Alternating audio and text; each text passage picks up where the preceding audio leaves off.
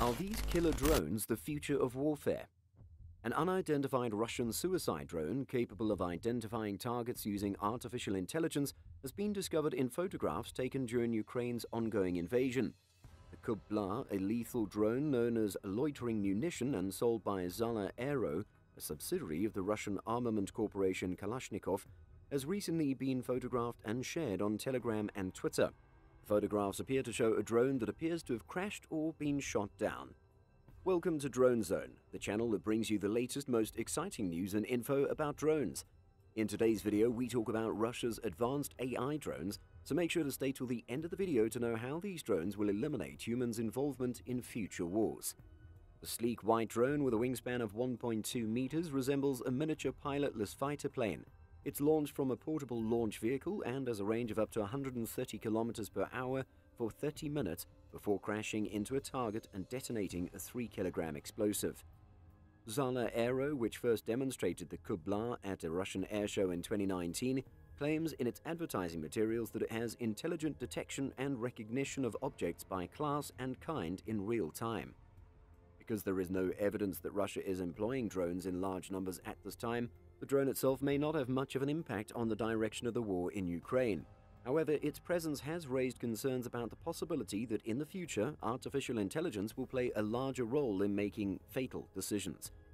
The notion of a killer robot, where you have artificial intelligence combined with weapons, that technology is here and it's being employed, says Zachary Kallenborn, a research affiliate of the National Consortium for the Study of Terrorism and Responses to Terrorism.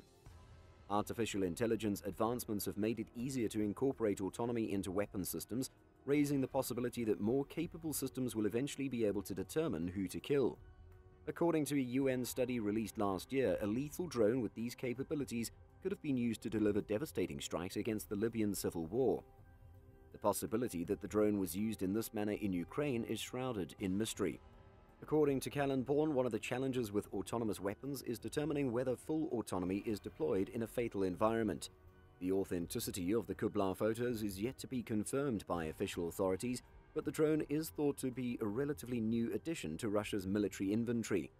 Because of the unexpectedly strong Ukrainian opposition, the use of this weapon would also be consistent with Russia's evolving policy, according to Samuel Bendit, a Russian military expert. According to Bendit, Russia has increased its drone capabilities in recent years, with the country employing them in Syria and obtaining more after Azerbaijani forces demonstrated their effectiveness against Armenian ground forces during the 2020 Nagorno-Karabakh battle. They offer an exceptionally low-cost alternative to flying human-manned missions, he says. They're extremely effective both militarily and psychologically. Depending on your point of view, the fact that Russia appears to have used few drones in Ukraine early on may have been due to a miscalculation of the resistance or the effectiveness of the Ukrainian countermeasures. Drones, on the other hand, have highlighted a critical flaw in Russia's invasion, which is now in its third week. The TB2, a remotely operated Turkish-made drone, has been used effectively by Ukrainian forces against Russian forces, launching guided missiles at Russian missile launchers and vehicles.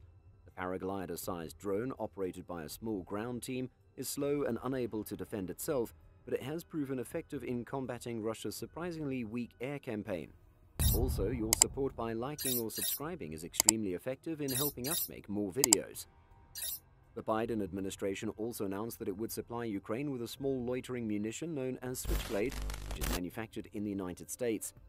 While this single-purpose drone is outfitted with explosives, cameras, and guided systems, among other features, its autonomy is limited, and it must be controlled by a person in order to engage targets.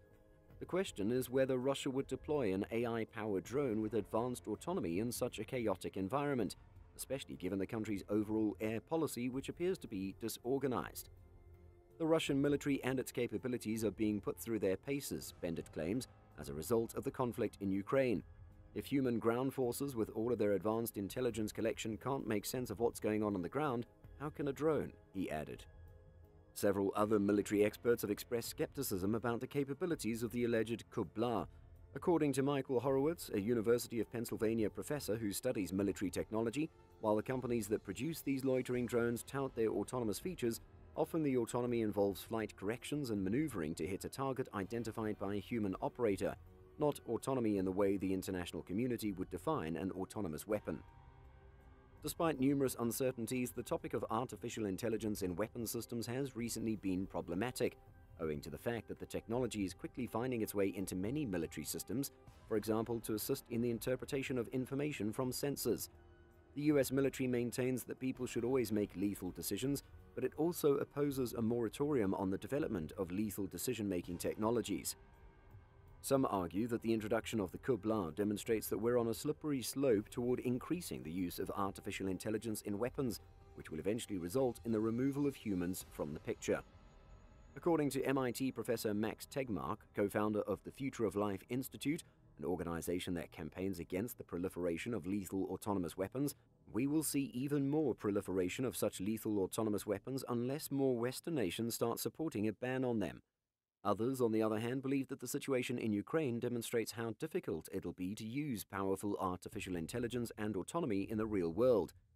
Because of Ukraine's success with the TB2 drone, William Elbeke, Director of Strategy, Technology and Arms Control at the International Institute for Strategic Studies, believes Russia is not ready to deploy more sophisticated technology. Russian pilots are being exploited by a system to which they should not be subjected. Aside from its AI capabilities, the Kubla isn't particularly impressive as a kamikaze drone.